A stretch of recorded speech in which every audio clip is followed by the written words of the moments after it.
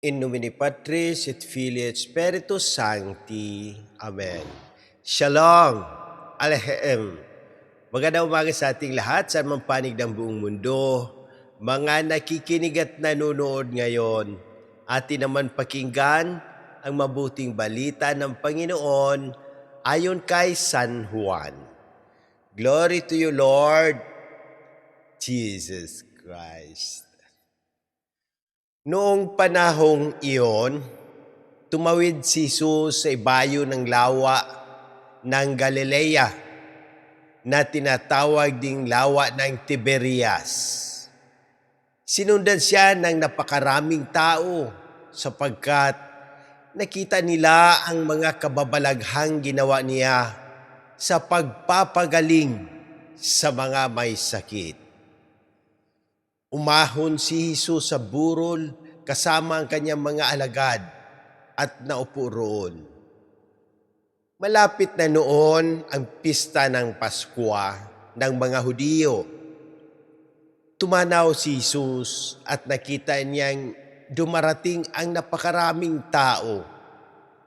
Tinanong siya ni Felipe, "Saan tayo bibili ng tinapay upang makakain ang mga taong ito?"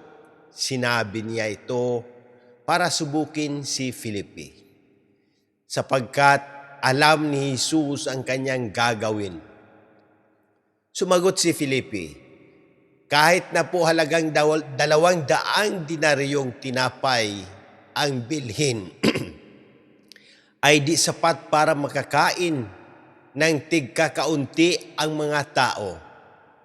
Sinabi ng isa sa kanyang mga alagad, si Andres, na kapatid ni Simon Pedro, "Mayroon po ritong isang batang lalaki na may dalang 5 tinapay na sibada at 2 isda. Ngunit gaano na ito sa ganyang karaming tao?" "Paupuin ninyo sila," wika ni Jesus. Madamo sa lugar na yaon, umupo ang lahat. Humigit kumulang sa 5,000 ang mga lalaki. Kinuha ni Jesus ang tinapay at matapos magpasalamat sa Diyos ay ipinamahagi sa mga tao. Gayon din ang ginawa niya sa isda. Binigyan ang lahat hanggat sa gusto nila. At nang magkakain na sila, sinabi niya sa mga alagad, "Tipunin ninyo ang lumabis para hindi masayang." Gayon nga ang ginawa nila at nakapuno sila ng 12 bakol. Nang makita ng mga tao ang kababalaghang ginawa ni Jesus, sinabi nila, "Tunay na ito ang propetang paririto sa sanlibutan." Nahalata ni Jesus na lalapit ang mga tao at pilit siyang kukunin upang gawing hari. Kaya muli siyang umalis na mag-isa patungo sa kaburulan. Ang mabuting balita ng Panginoon. Praise to you, Lord Jesus Christ. Pagnilayan natin bilang Romano Katoliko ngayong Friday of the 2nd week of Easter.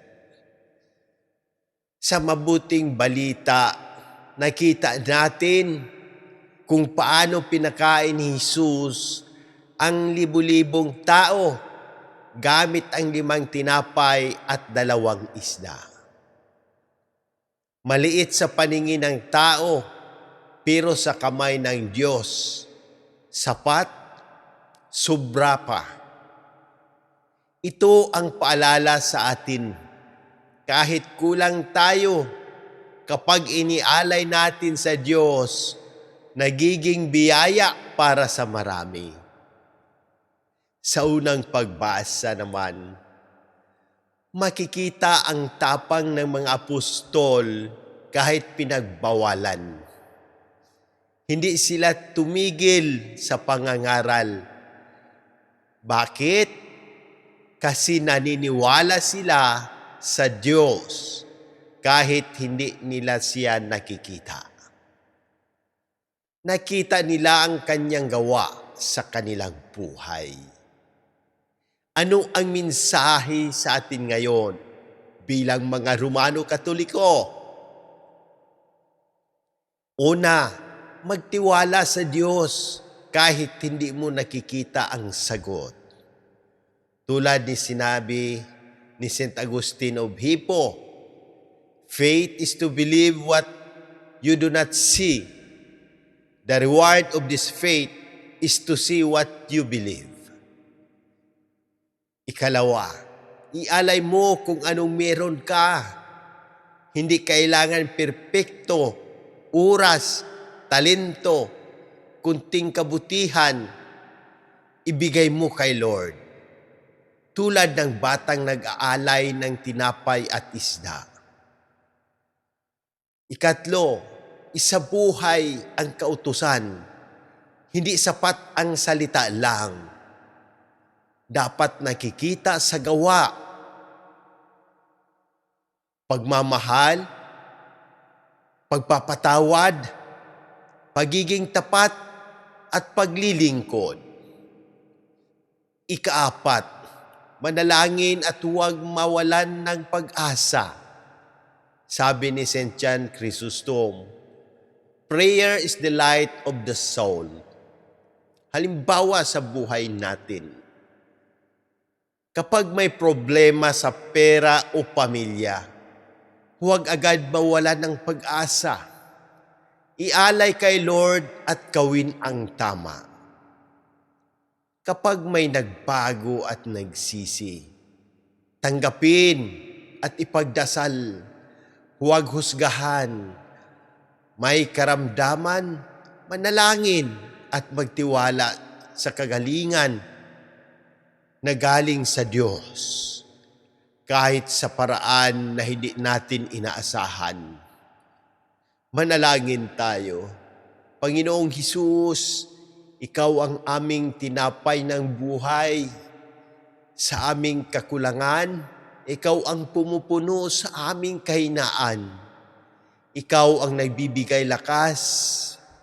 Ipinapanalangin namin ang kagalingang pisikal, emosyonal at espiritual, lalo na kina Monsignor Ismael, Padre Arnel, Padre Ayan, Padre Lorenzo Boots, Padre Cesar, Padre Boy, Raul, Jonah, Adela, Fatima, Raymond Lawrence, Faith, Rino, Rochelle, Irene, at buong aming pamilya. Pagalingin mo rin ang lahat ng may karamdaman na nakabasa, nakikinig at nanunood nito.